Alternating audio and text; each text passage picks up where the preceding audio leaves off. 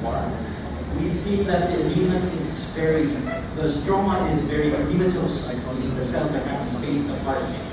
But what's more importantly, that yes, you should be able to identify is there's formation of these new capillaries, blood vessels.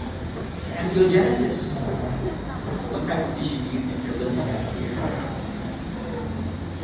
There's going to be inflammation, yeah. There's definitely inflammation. But your hint is looking at new blood vessel formations. Angiogenesis. That's granulation tissue. Granulation tissue. Okay? So this is what you see during wound healing. Okay? Granulation tissue formation. Very edematous stroma, then the blood vessels are going to try to rebuild and regrow. And you see inflammation, very general of granulation tissue.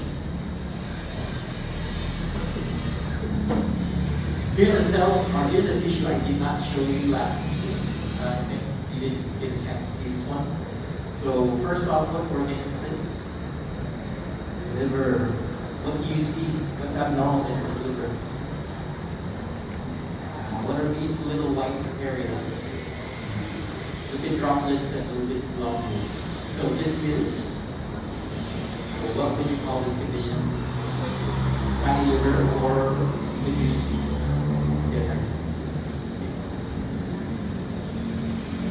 fatty liver disease. So what are some causes of fatty liver disease? Alcoholism, correct? Obesity, hepatitis. Pretty basic response, because these are just signs of, are these reversible or irreversible? Reversible, correct. Signs of reversible injury. Alright. Fatty liver disease.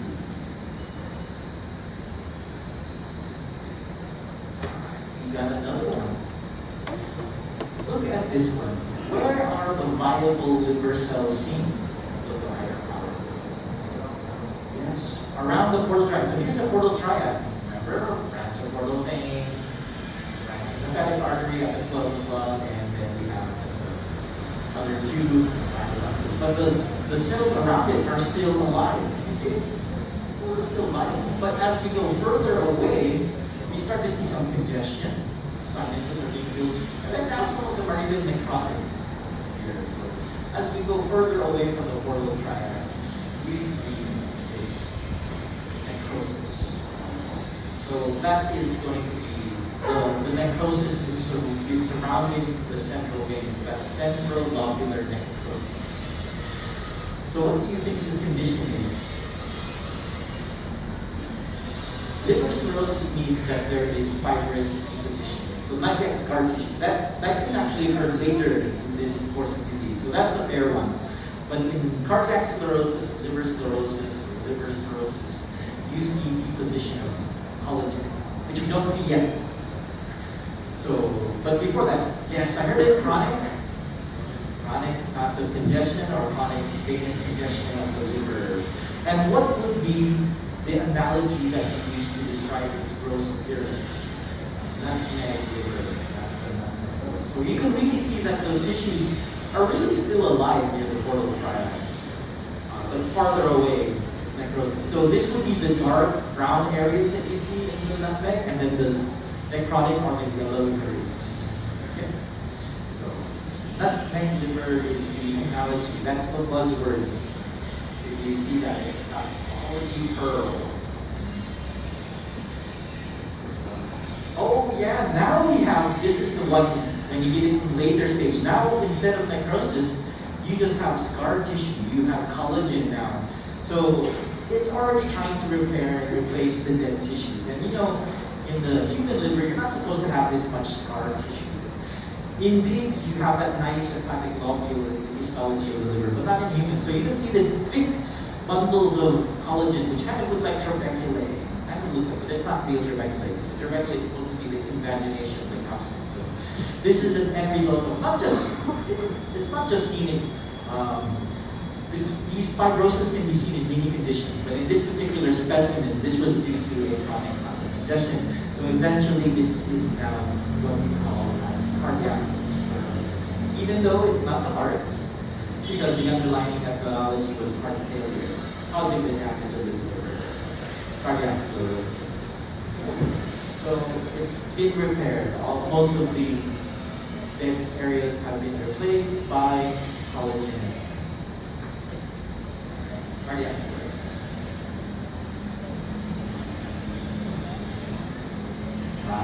This one. Okay. What is your diagnosis?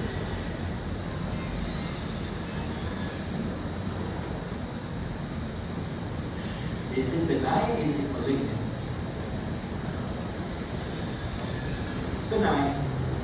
Let's move into higher power.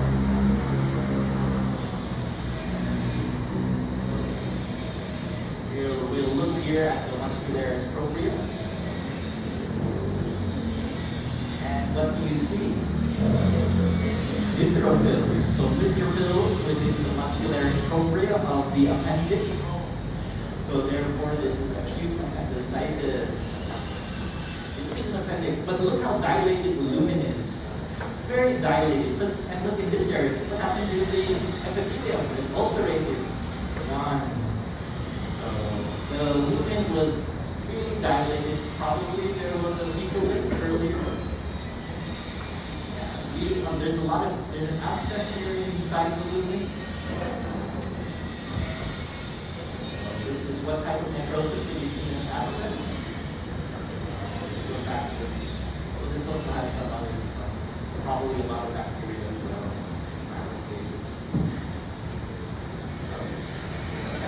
And the minimum criteria for acute appendicitis is infiltration of neutrophils in the muscularis propria. Oh. Now this is one of the IHC. This is ECL2. Yeah, this one. ECL2. Okay, so what is ECL2? What kind of gene is it? Is it a tumor suppressor or is it for apoptosis? It's one of those that are for regulating apoptosis. Does it promote? Is it one of the anti or is it pro? It's anti. So these cells that are picking up the stain are not going to undergo apoptosis. Okay?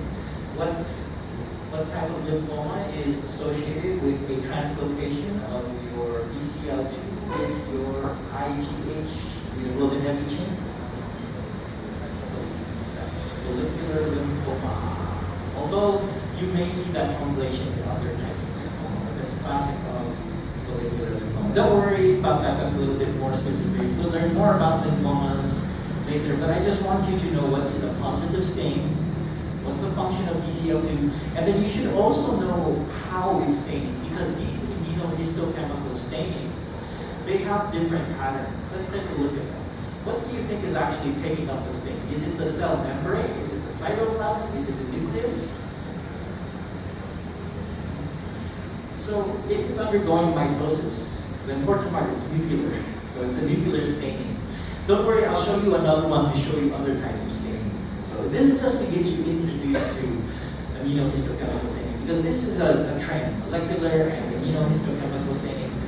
Although they're very expensive, these are beneficial because some of these have clinical applications for targeted therapy and prognostics. Alright, let's see the next slide on this.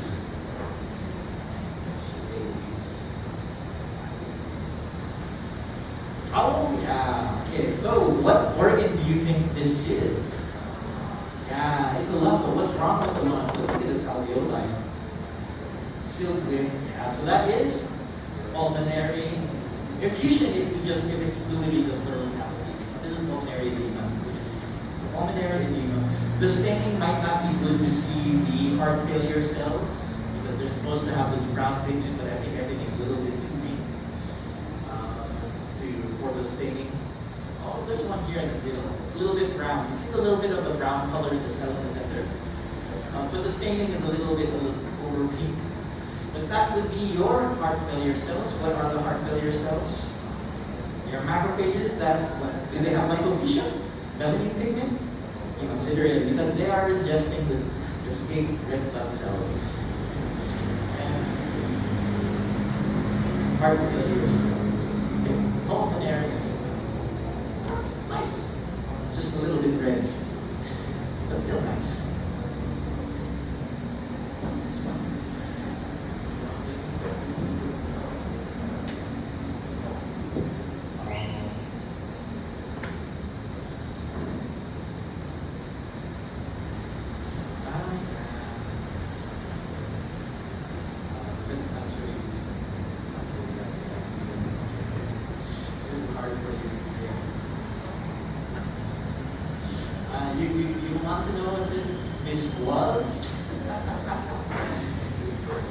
because there's no remnants left. There's no remnants. Again, this is another, this was a kidney. And this is a little unfair. At least the other one had still thyroidization. There's still a few thyroidization of the kidney tubules. There's like one tubule left. This is all scar tissue from, again, another stone. But this is probably a little unfair because at least there was more thyroidization than the other one. So that, I'm going to show you that one. Next one.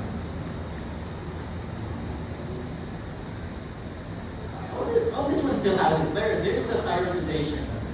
Okay, so this one is the kidney. It's really a lot of scar. The other one is not a kidney section. So this one is still the kidney. Thyroidization. Actually, yeah, so this one was due to kidney stones, but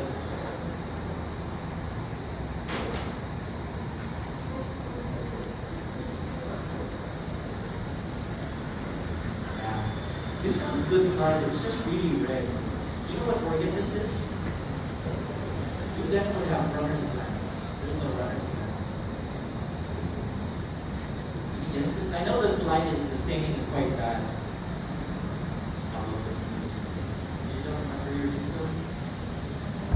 You don't recognize the stomach? there's no villi for the small intestine. These are different from cryptic bilirubin. Because there's no goblet cells.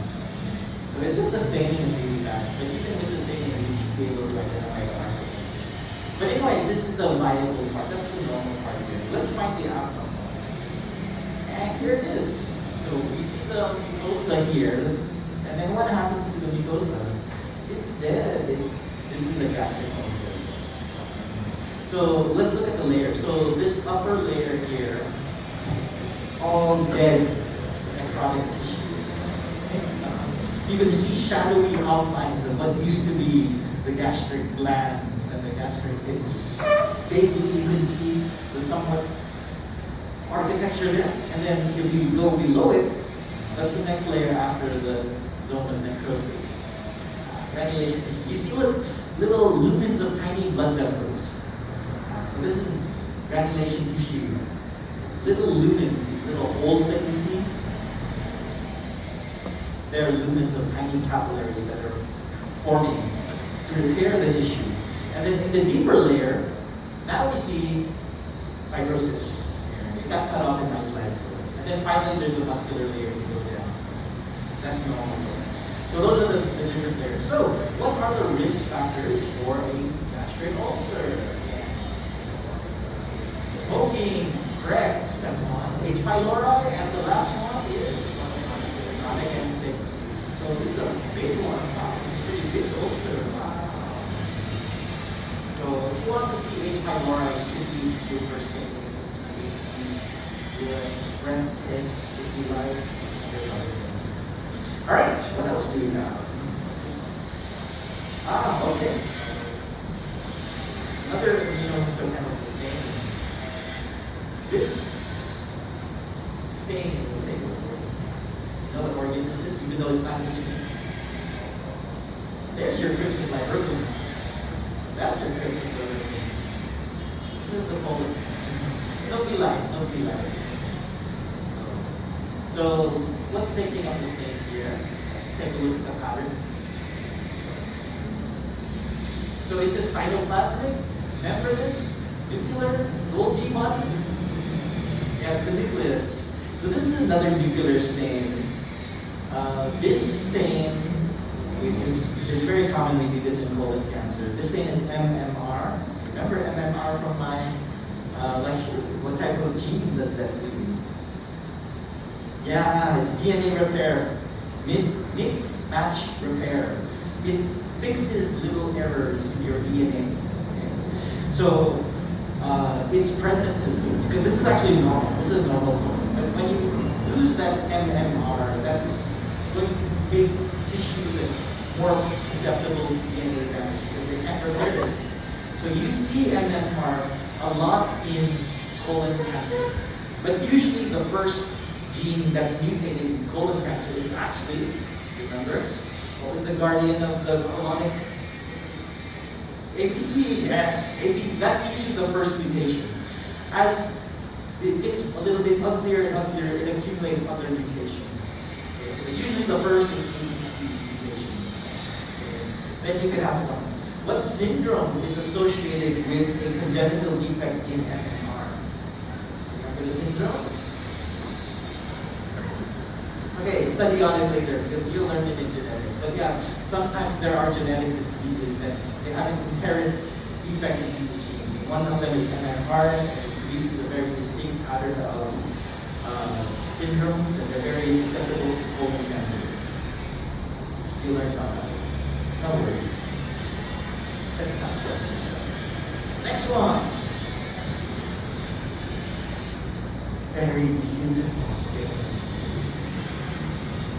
Let's see how is the pattern in this one. So what is stating? It's the cell membrane. It's the cell membrane. That's really strong. It makes a little outline around the cell. That's the positive statement. So this is a very important tumor, or this is a very important immunohistochemical staining that we do. We use this as part of the panel for breast cancers. So the breast cancer panel for immunohistochemical staining is ER, PR, and this is HER2. Sometimes we also add Ki67. Sometimes we like to add that. So what type of gene is HER2? Proto-oncogene, tumor suppressor, DNA repair, apoptosis. That's a proto-oncogene. What happens here? Actually, what you're seeing is an overexpression of HER2. It's not supposed to be this many. So what do you think would happen if a tumor has a lot of this HER2? It doesn't need very much for the cell to grow, because all you need is just a little sample and then a sample of the growth factor, and then it can grow like crazy because it's overexpressed. That's the problem here. We have HER2 overexpression. So it's not supposed to be this much, but this is a breast cancer.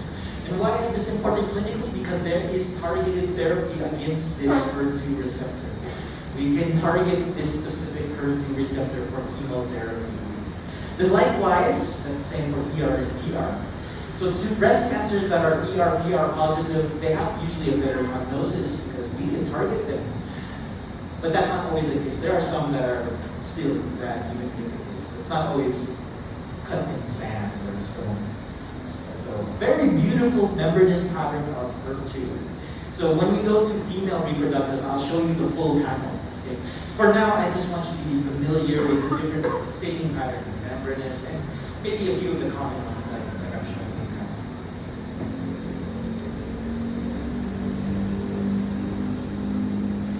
Next, we have this one. What is this organ? So, what's the lining here?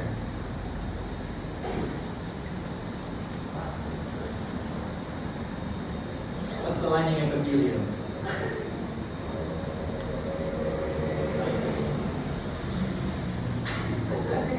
You got already your epithelium? Come on, Spanish, ibuelo, columnar? It's columnar, simple columnar. A little rusty. It's because it's really flat. It's full, it's pushed to the bottom because of mucin. These are mucin secreting columnar cells. If you notice, the cytoplasm is very pale. There's the nucleus. Simple columnar. So what organ do you think this is? Endometrium. Not really. There's an Ebotian cyst here. And then here's stratified squamous. Cervix. It's the cervix. This is the cervix. Okay. Here's an Ebotian cyst. So what's wrong with the cervix? There's a lot of inflammation. And are these neutrophils or are they mononuclear? They're really round. Most of them are round. So this is chronic. So chronic cervicitis. Endocervicitis. Chronic cervicitis. Well, actually, all female, you'll see a little bit. But here there's quite a lot of information. Yeah, that's a lot. But usually there is always going to be a little information on the cervix. But that one has quite a bit. You saw this slide earlier, last meeting.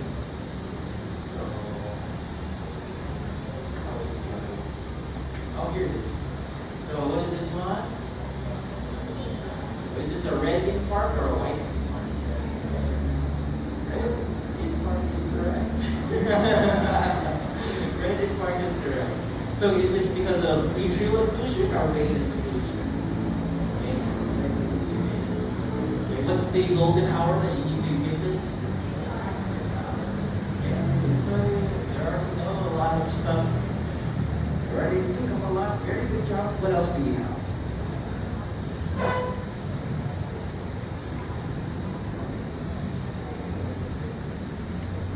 Oh yeah, it's just an old slide. The service slide it's got it. Let's see. That's nice. The new slide is better. There's the mochiensis. Oh wait, there's something here. Oh yeah, okay, it's upside down. Okay, there's something important that you can do here. Now that I put it upside down. Now here it is. What's happening? Let's go to high power. What's happening to the endothelium? This is the normal, right? Simple columnar. But then it's changing. And then it's also going back to simple columnar, right? So this is the transition zone. So when you have the replacement of one cell type to another cell type, that is metaplasia. So this is specifically squamous metaplasia. Squamous metaplasia. Alright? What's the problem with squamous metaplasia? What's the risk? It serves as a fertile ground for muscle malignancy. Okay. There's other types of metaplasia. Can you give me an example of columnar metaplasia? Where you have squamous that becomes columnar? Any guesses? So that's Barrett's esophagus. So the lower portion of your esophagus becomes single columnar with goblet cells. That's called Barrett's esophagus. It's a complication of chronic GERD. And the risk factor for that is again, it can become adenocarcinoma. Alright, so there's one last slide that I want to try to find. So GERD is gastroesophageal reflux disease. Prolonged GERD can cause metaplasia of your distal esophagus. That once you see the goblet cells in the esophagus, that's called Barrett's esophagus. And next.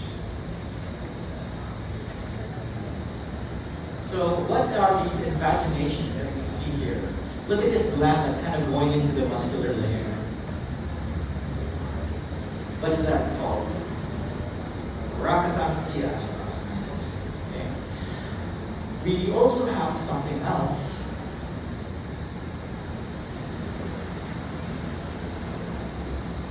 If you look at the lamina propria of this gallbladder, you see these white veil cells that have this bubbly cytoplasm. What are those cells? That's foamy macrophages. Foamy macrophages.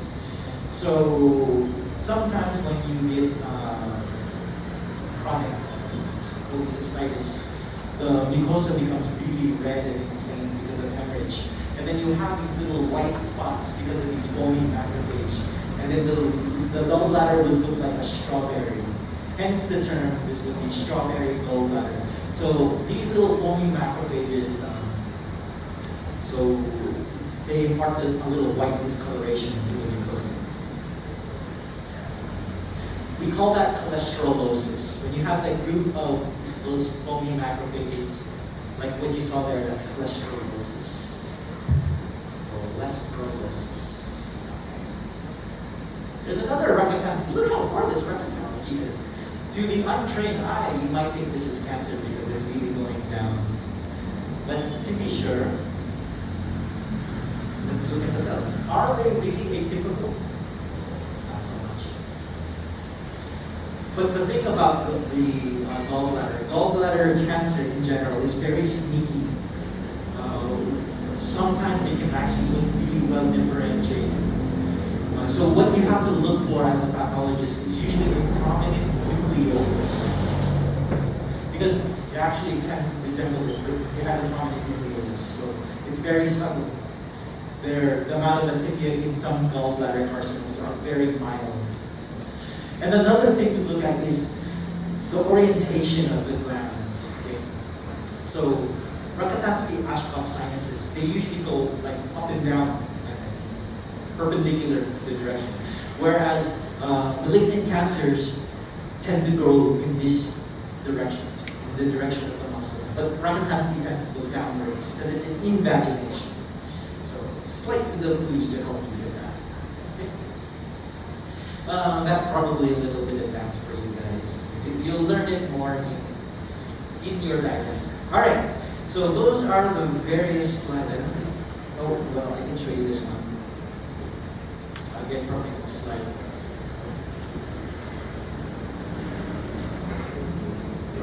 Again, here's the appendix. This is from my collection. And you see all of the, you could hardly recognize what happened to the muscularis. It's almost all infiltrated by these cells. Most of them are probably neutrophils. There are probably a few neutrophils, but there's a neutrophil segmented in the center there. So, all right, those are our slides for today. I will put them back so you can look at them. And if you're done looking at the slides, you are ready to go. Okay?